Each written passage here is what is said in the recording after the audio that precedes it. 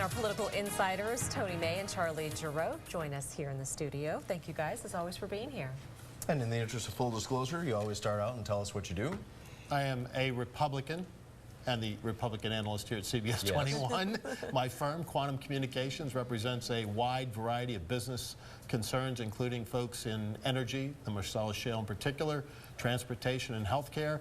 And we do have a contract with both the Republican Party of Pennsylvania and Tom Corbett for governor, but the views I express here are my own. Tony. Okay.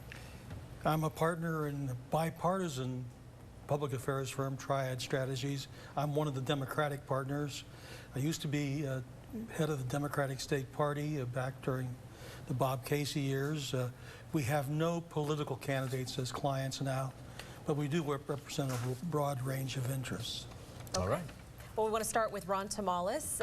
He resigned, issuing his resignation letter today, saying the move is in his best interest of the administration. Charlie, let's start with you. Was this a surprise that he resigned? I don't think so. He said in the middle of that statement, in light of recent events, Tony will explain what those might have been, but he thought it was in the best interest of the administration, and I don't know that there are too many that are arguing with him at this point.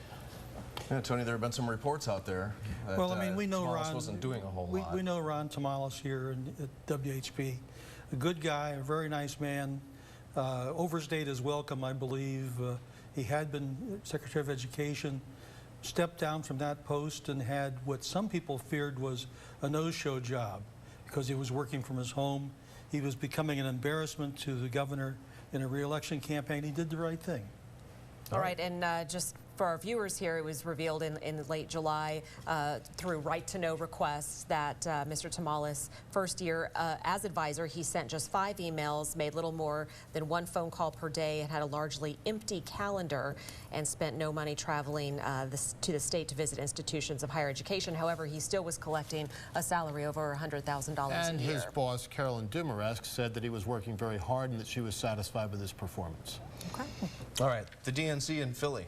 How do you feel about that? You think Philadelphia will be the city they choose? I hope they will. I mean, this would be a great thing for not only the Democratic Party, which isn't all that great for me necessarily, but it would be a good thing for less travel for you. If you're gonna yeah, I'm going to get out and be part of the protests. I won't have as far to go.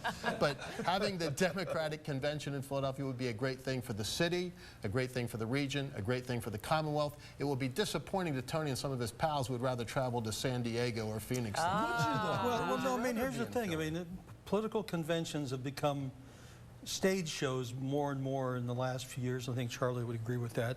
And so the optics of having the Democratic National Convention at the cradle of liberty is a great one, I think, for the Democratic Party and for the people of the country. And there's a bipartisan interest here as well, because if the Democrats choose Philadelphia, and I believe they will, it's going to say to the country that Pennsylvania is a target state in 2016. That's good for both parties, and especially good for the media, who make a lot of money off of that. All right, we'll take it. We're not complaining. Charlie Thank Giroux, you, guys. Tony May, guys, thank you as always. You can see our political insiders every Tuesday on CBS 21 News at 5:30.